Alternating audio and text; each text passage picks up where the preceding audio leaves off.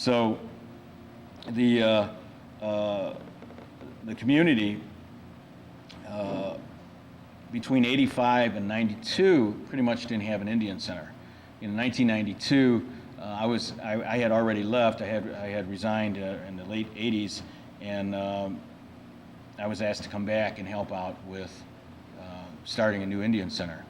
And we did. I did, and the community did. So when I say we, there was a lot of people. Candy Cruz, one of the founders of this organization, myself, and a lot of volunteers. A lot of volunteers put this center together to provide services, a home base, a place that we can go to, a phone number that people can contact us. We're in the phone book, and to provide services that we really, really need. And I'm going to give you an example of that.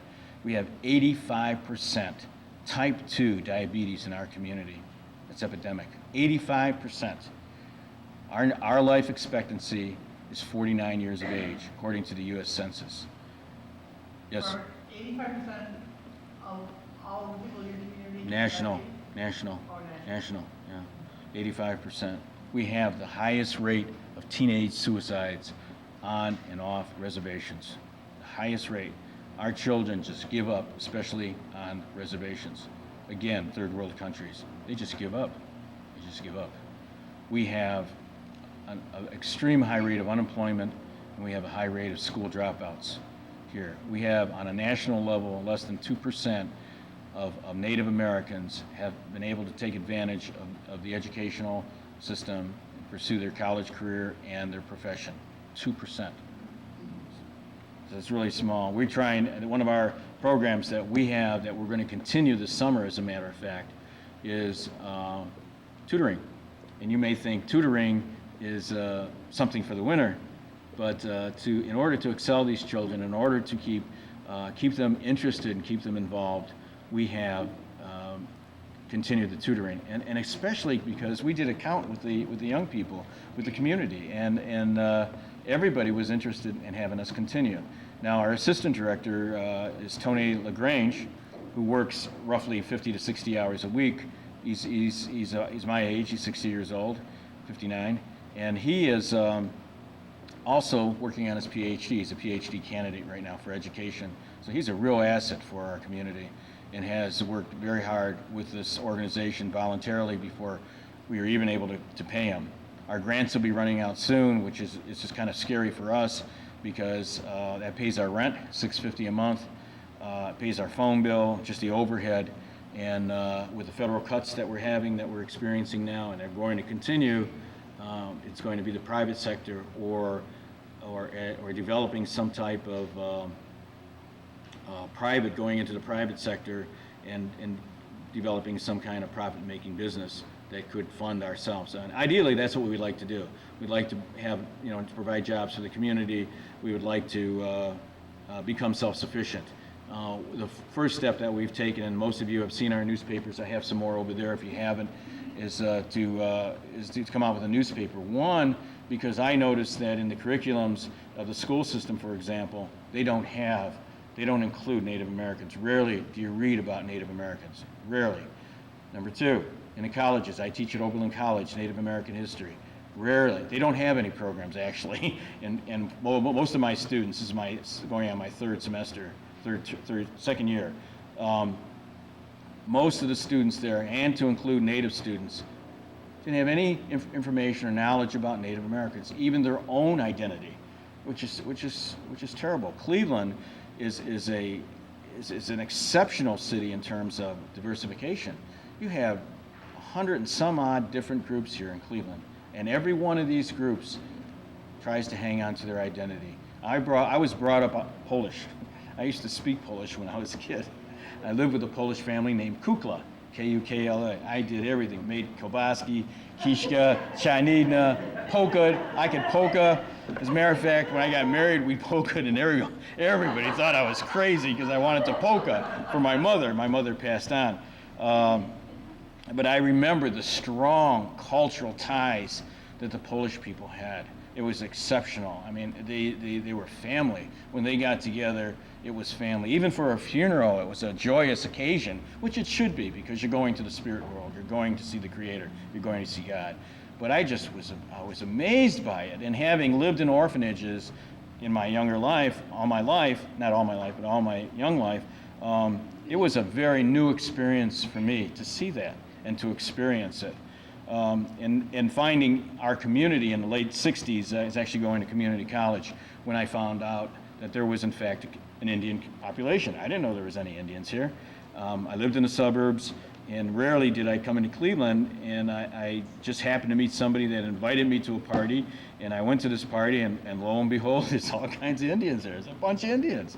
I found out there was a community. That was in '69, and I found out about the first Indian Center, which is located on Church Drive, right over there by West 25th and Detroit. Anybody ever heard of it? So it was an amazing place because everybody got together on Sunday for potluck. And they brought their fried bread, they brought their food, and it was just amazing. And slowly over time that changed. The center moved, when we first got our first grant, not to include the CEO, Council of Economic Opportunity, we first got our DOL grant, again, as a direct result of the American Indian movements, of raising the issues. The U.S. government, especially during the Nixon administration, because they didn't want to be embarrassed, set aside monies for Native Americans. Now again, mind you, this is a part of the treaties. This is not a gift to us. The treaties specify that they're going to provide health and welfare and education. That's a part of the treaties. That's why we gave that land that at that time may have been worth 2 to 3 cents an acre, and of course they took millions of it, and now is worth unbelievable amounts of money. I don't even know what the market value is because each geographic region is different.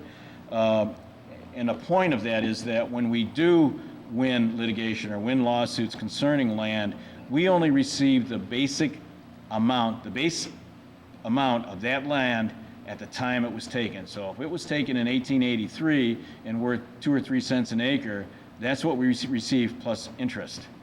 Okay? So when you read about Indians getting millions of dollars, let me tell you, they got pennies compared to what that land was worth. Pennies. Any questions so far? So I think I'm moving too fast. Yes?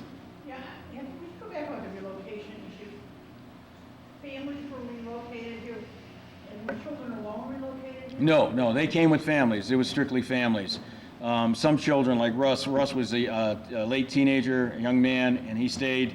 And as a matter of fact, he's the one that challenged the Bureau of Indian Affairs because there was a set amount of money for each person coming in under relocation. Well, the BIA chose to ignore that and place them in the ghettos, in these ghettos, which of course was a lot less money because they were trying to save money. And he challenged that and forced them into using that stipend specifically for families because they were put in these cockroach-infested areas that were extremely dangerous. And you're looking at a overwhelming changes from reservation life, traditional life, to a cultural shock, literally a cultural shock for these people to move up here.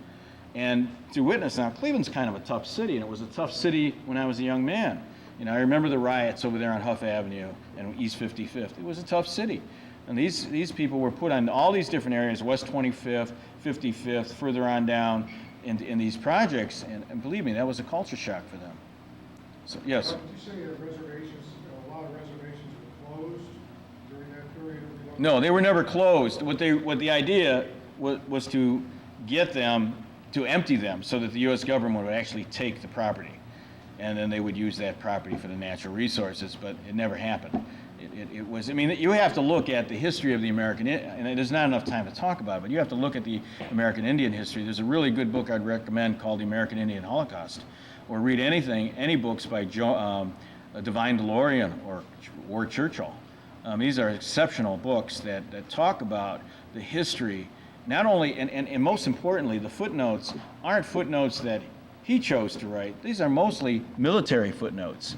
When they talk about Sand Creek and the murder of these men, women, and children, only 31 men were killed out of this so-called battle, which was a joke. They were murdered under the American flag that the Bureau of Indian Affairs, as a matter of fact, the president gave them, and said, if you wave this flag here, you will not be hurt. And they were murdered by a man named Covington. Matter of fact, he was a Methodist minister in Colorado that slaughtered these people.